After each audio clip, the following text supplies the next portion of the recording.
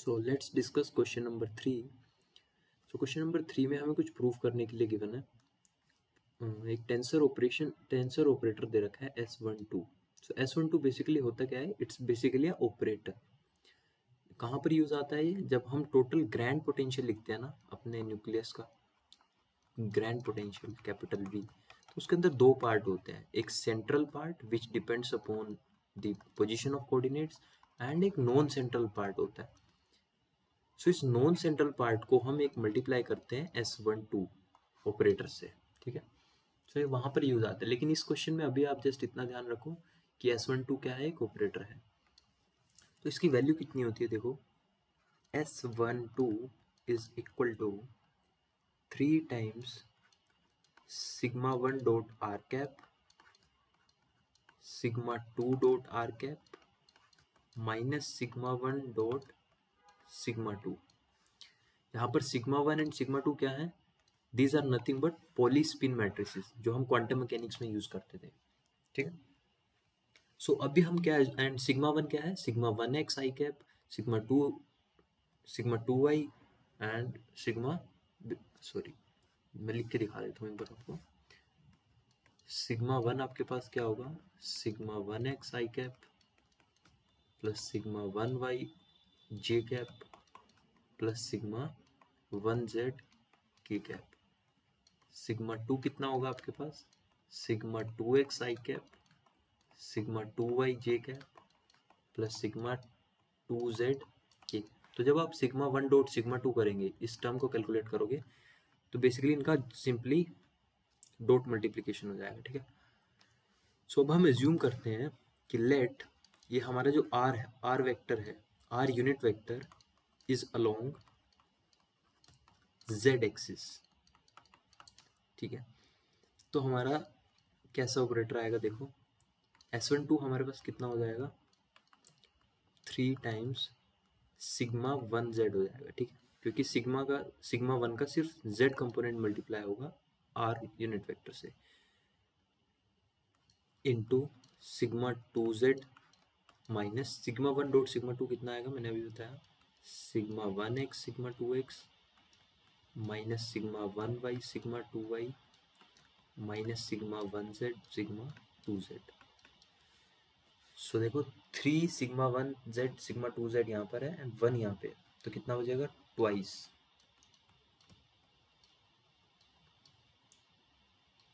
ठीक है, minus sigma 1x sigma 2x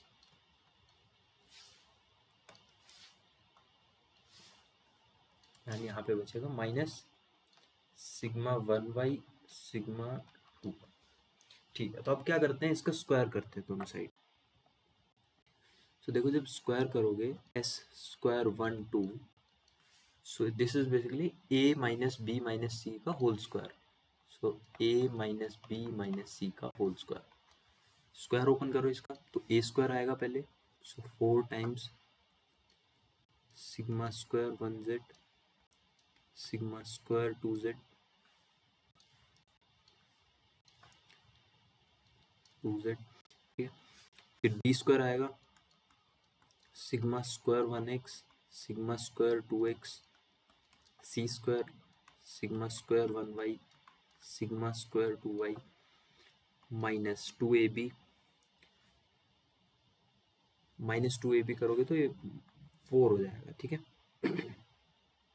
इसका फॉर्मूला लिख लेना पूरा, ठीक है। ये मैं एक काम करता हूँ, यहाँ पे लिख देता हूँ, a माइनस बी माइनस सी का स्क्वायर कितना होगा?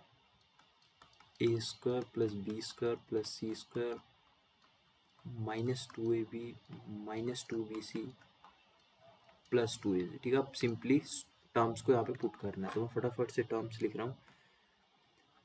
सो यहाँ पर टर्म आएगी सिग्मा 1z सिग्मा 2z फिर माइनस 4 एंड यहाँ पर 2 टर्म और आएगी, sigma 1z sigma 2z and sigma 1x sigma 2x। इन दोनों को जब आप मल्टीप्लाई करोगे, ठीक है। फिर इसके नेक्स्ट टर्म कौन सी आएगी? Minus 4 sigma 1z sigma 2z sigma 1y sigma 2y and last term क्या आएगी +2ac. सो 2 times sigma 1x sigma 2x sigma 1y sigma 2y. ठीक है. अब देखो यहाँ पर हमें एक प्रॉपर्टी यूज करनी है एंड वो प्रॉपर्टी क्या होती है कि जब आप सिग्मा आई डॉट प्रोडक्ट लेते हो सिग्मा जे के साथ तो ये आपके पास होता है delta I J plus I epsilon. इसको बोलते हैं हम लेविसिटा सिंबल, एप्सिलॉन आई जे के एंड सिग्मा ऑफ के. ये हमने उसमें पढ़ा था, अगर आप रिकॉल करोगे एएमटी के अंदर लेविसिटा सिंबल. तो अगर आई एंड जे डिफरेंट होंगे, आपको देखो यहाँ पे दो वो है एप्सिलॉन आई जे के, इसको बोलते हैं लेविसिटा सिंबल.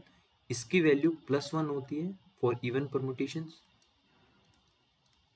इवन परमुटेशन मतलब अगर आपके आई जे के क्या हो साइक्लिक हो.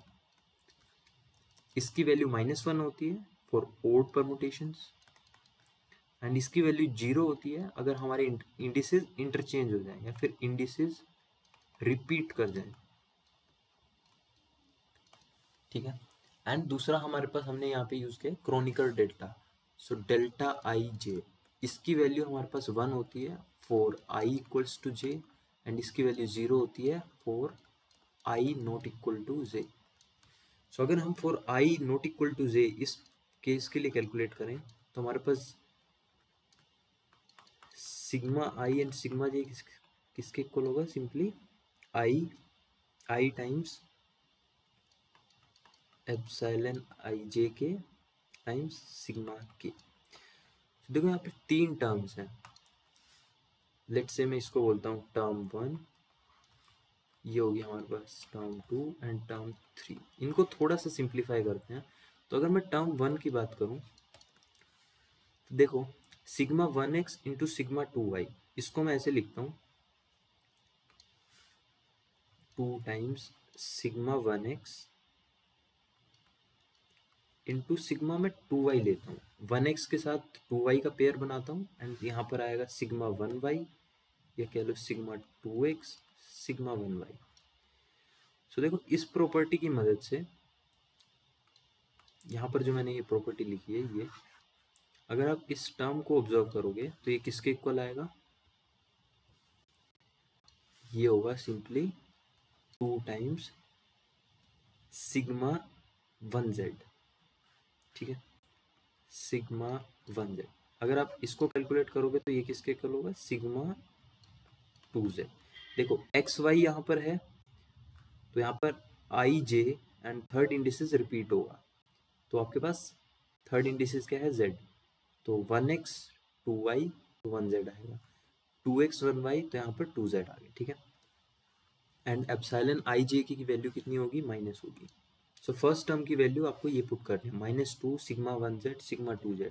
सिमिलरली आपको टर्म 2 एंड टर्म 3 को 4 जो सिग्मा है इसके अंदर उसको हमें रिड्यूस करना है 2 सिग्मा टर्म्स के अंदर. ठीक है. सो जिसकी रिड्यूस्ड फॉर्म आएगी सिमिलरली आप ये दोनों कैलकुलेट कर लेना. ठीक है. तो S12 स्क्वायर किसके इक्वल आएगा देखो. एंड यहाँ पर एक चीज़ और हम सिंपली यहाँ पर क्या कर देते हैं, सिग्मा स्क्वायर ये सब किसके इक्वल है, 1 के इक्वल है. इन दोनों का प्रोडक्ट भी 1 के इक्वल है एंड इन दोनों का प्रोडक्ट भी 1. So it becomes 4 + 1 + 1 so 6. So S square 12 is simply 6. मैं ये वाली टर्म लिखता हूँ पहले, माइनस इसकी वैल्यू कितनी है 2 times sigma 1z sigma 2z. फिर सेकेंड टर्म लिखता हूँ ये, जब आप इसको सिंप्लीफाई करोगे तो आपके पास आएगा +4 times sigma 1y into sigma 2y. ठीक है. फ्रॉम द सेम लॉजिक अगर थर्ड टर्म को लिखोगे जब आप तो आपके पास आएगा +4 सिग्मा 1x सिग्मा 2x. ठीक है. अब देखो हम क्या करेंगे, यहाँ पे इस टर्म को मैं थोड़ा सा मॉडिफाई करके ऐसे लिख रहा हूँ S स्क्वायर ऑफ 12 6. देखना अभी अगर मैं इसको लिखूँ +4 times sigma 1x sigma 2x plus sigma 1y sigma 2y plus sigma 1z sigma 2z। And देखो +4 टर्म्स x एंड y की है हमारे पास, z का -2 आना चाहिए, तो यहाँ पर कितना आ रहा है, लेकिन अभी 4 आ रहा है, तो हम माइनस कर देंगे 6 times of sigma 1z sigma 2z। Basically मैंने इस टर्म में +4 ऐड किया है, बेसिकली मैंने प्लस माइनस क्या किया है, +4 सिग्मा 1z सिग्मा 2z को ऐड किया है एंड -4 किया है सिग्मा 1z सिग्मा 2z। तो इन चारों टर्म्स को मैंने ऐसे लिखा है एंड -4 -2 को मैंने -6 लिख दिया है। आई होप अभी ये क्लियर है।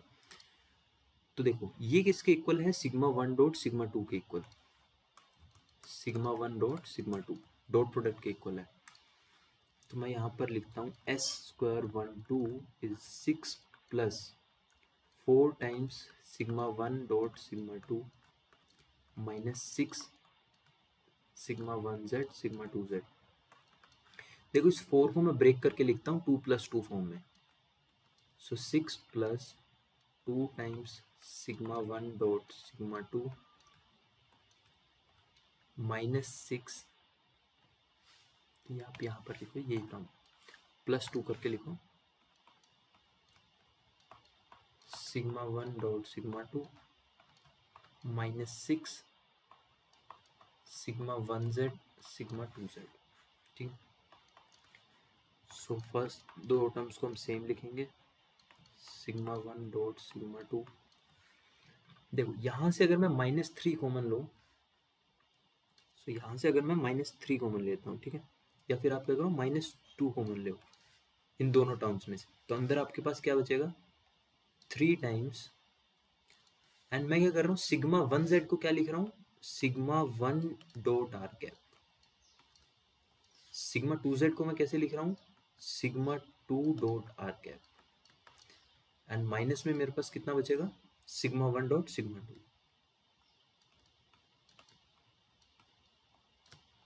आई होप ये वाला स्टेप आपको क्लियर है। ठीक है, मैंने एक तो 2 कॉमन लिया है एंड सिग्मा 1z को मैंने ऐसे लिखा है, सिग्मा 2z को ऐसे, जो कि मैंने शुरुआत में जस्ट इसका अपोजिट किया था। ठीक, सो अगर आप ध्यान से इस टर्म को ऑब्जर्व करेंगे, सो ये क्या है, बेसिकली हमारा S12 है, this is nothing but S12 operator, यहाँ से लेके यहाँ तक।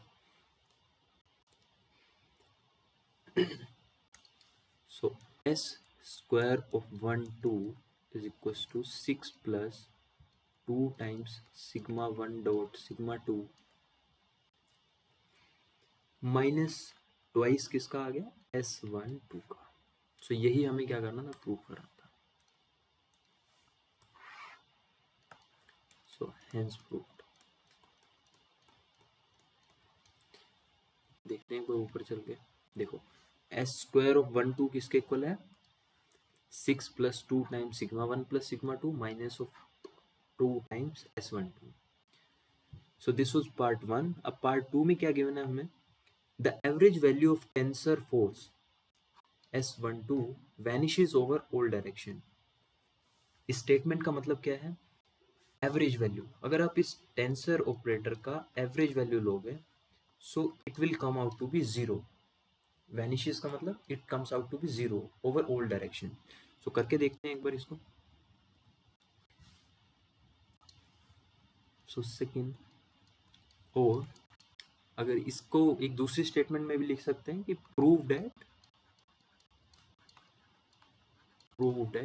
Your S12 is isotropic. Isotropic means it is same in all direction. So अगर वो सेम होगा तो अगर आप उसका एवरेज लोगे तो आपको 0 देगा। ठीक है, तो इसके लिए आपको क्या करना है, पहले एक कोऑर्डिनेट सिस्टम बनाना है, सिग्मा 2 जहाँ पे एक एंगल बना रहा होगा सिग्मा 1 के साथ। सो पहले अपना कोऑर्डिनेट सिस्टम ड्रॉ कर लेते हैं।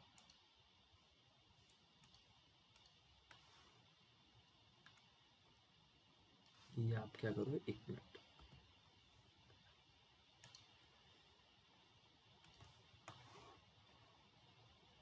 ठीक है, ऐसा आपके पास एक कोऑर्डिनेट सिस्टम है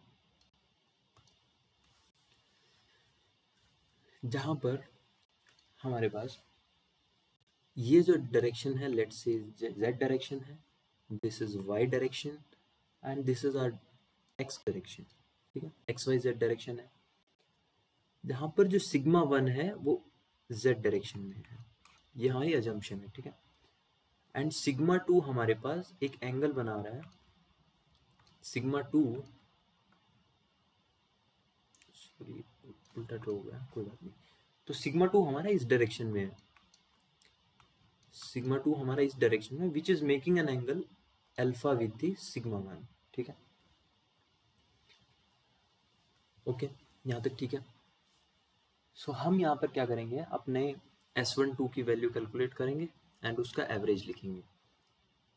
सो अभी क्या करते हैं हम, S12 का लास्ट एक्सप्रेशन लिखते हैं। S12 किसके इक्वल होगा, 3 times sigma 1 dot are cap. उसके बाद हम इन सब की वैल्यूज इस कोऑर्डिनेट सिस्टम से कैलकुलेट करेंगे, sigma 2 dot are cap minus sigma 1 dot sigma 2। अगर आप ध्यान से ऑब्जर्व करोगे तो जब आप इस टर्म का एवरेज लोगे तो आपको इस पूरी टर्म का एवरेज लेना पड़ेगा, माइनस आपको सिग्मा 1 डॉट सिग्मा 2 का एवरेज लेना पड़ेगा।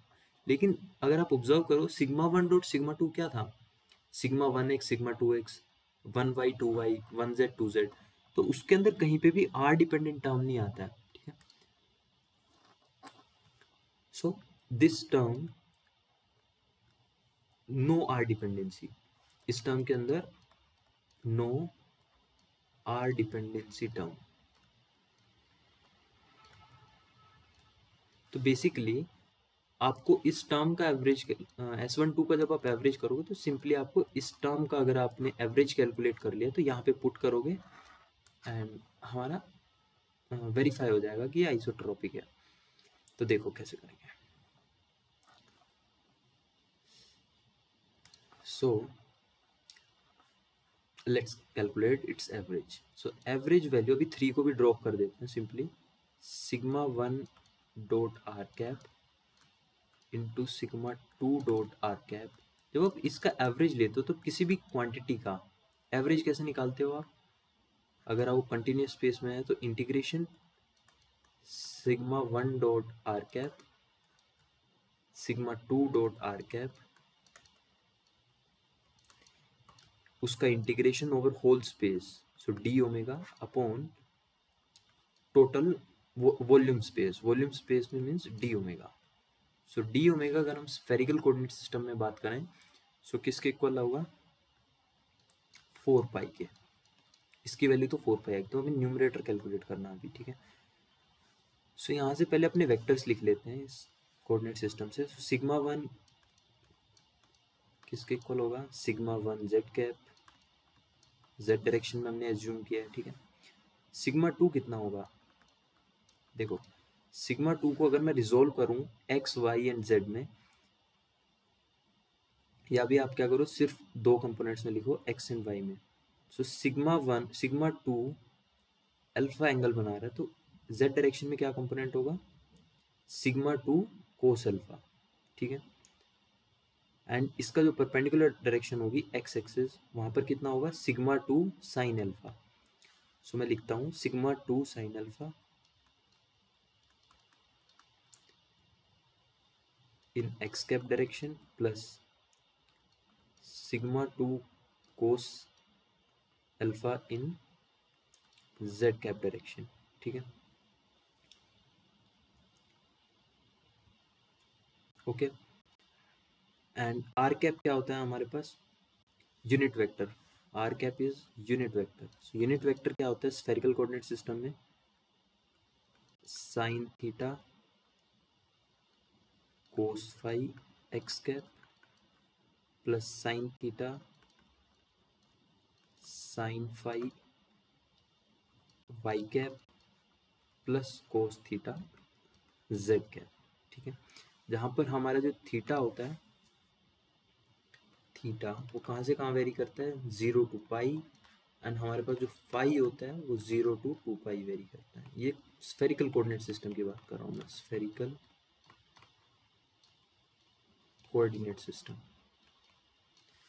देखो हमें इस टर्म का एवरेज कैलकुलेट करने के लिए क्या चाहिए, sigma one dot are cap चाहिए, तो निकाल लेते हैं यहाँ से sigma one dot are cap. So जब आप इन दोनों का डॉट प्रोडक्ट लेंगे सो इसका z कंपोनेंट ही सिर्फ इसके साथ मल्टीप्लाई होगा, तो sigma one dot are cap कितना आएगा, sigma one times cos theta. दूसरी टर्म हमें क्या चाहिए, sigma two dot are cap. So sigma two dot are cap किसके इक्वल होगा, देखो आर कैप एक्स टर्म्स इसकी मल्टीप्लाई हो जाएंगी तो आपके पास आएगा sigma two sine alpha sine theta and cos phi. z components multiply होंगे तो z में आएगा simply z2 cos alpha cos theta. सो इन दोनों की वैल्यू आपको इस एक्सप्रेशन में रखनी है, ठीक है। यहाँ पर देखो कितना आएगा, सो एक्सपेक्टेशन वैल्यू हम किसकी कैलकुलेट कर रहे हैं,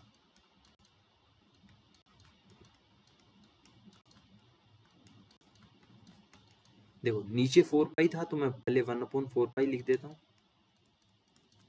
इंटीग्रल, यहाँ पर अब मैं sigma one dot are cap and sigma two dot are cap को मल्टीप्लाई कर देता हूँ। So first term is sigma one cos theta multiply by sigma two dot are cap. So sigma two sine alpha sine theta cos phi plus sigma two cos alpha cos theta, and इसका हमें integration करना है over D omega.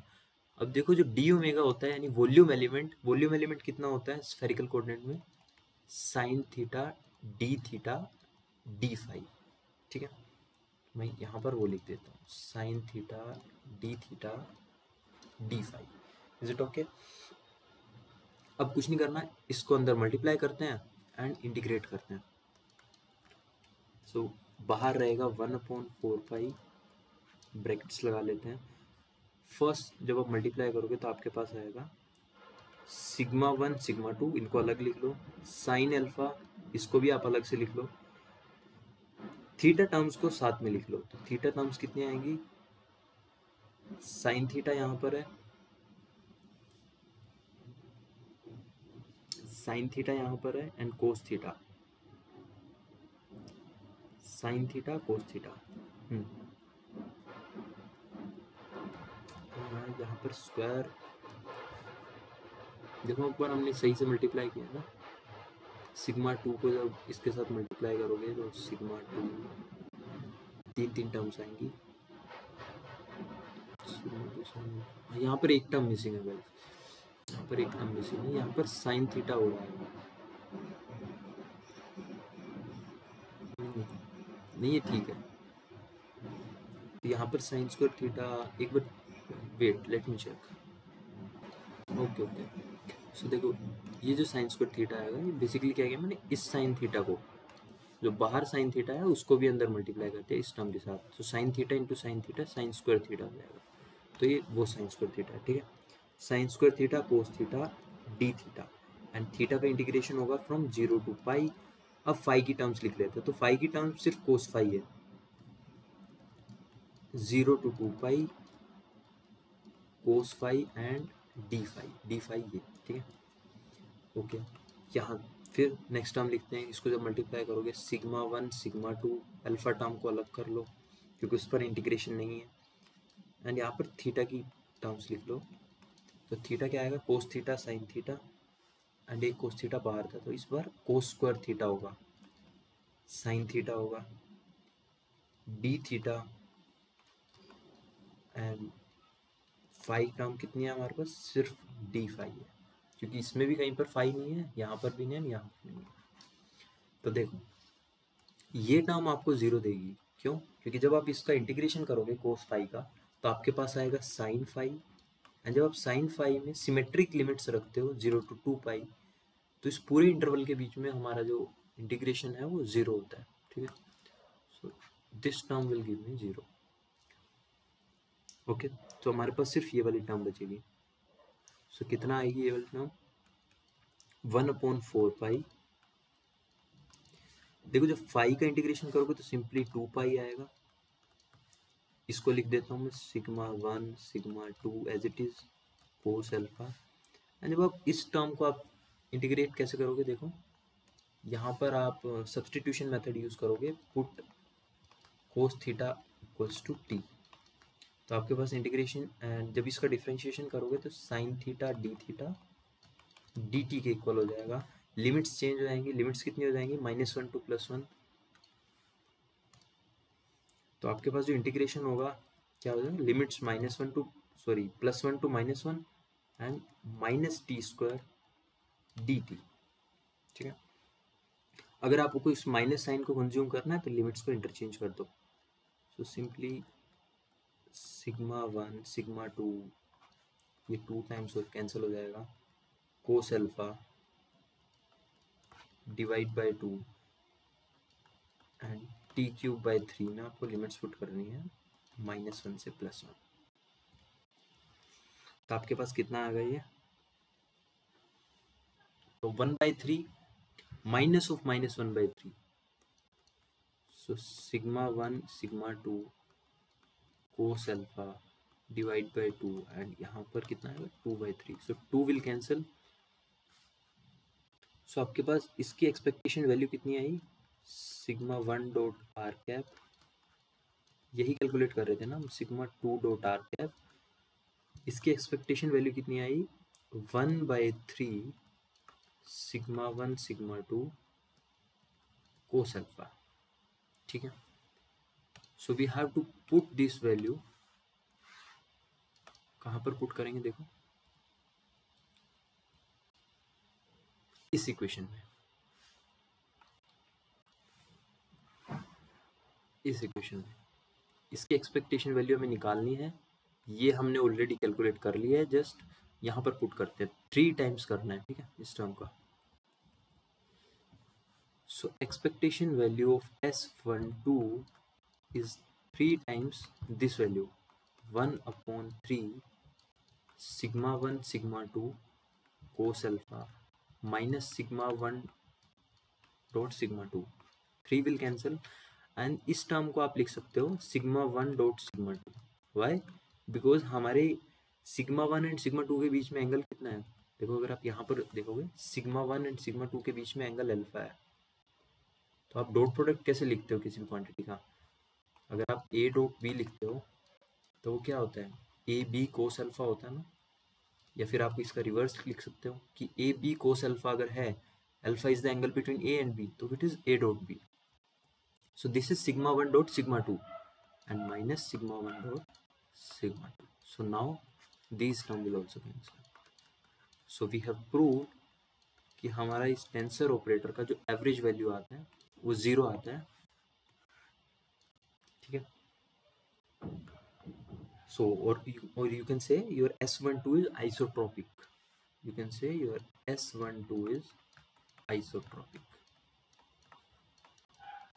इसका significance क्या है कि हमारी जो न्यूक्लियर फोर्स होती है वो भी क्या होती है, आइसोट्रोपिक होती है, वो भी किसी भी डायरेक्शन में नहीं होती, जब आप उसका किसी भी डायरेक्शन में नहीं होती। सो एवरेज निकालोगे तो average means non central part. Let me अच्छे से अगर मैं इसको लिखूं, इसका सिग्निफिकेंस क्या है कि nuclear force is also isotropic.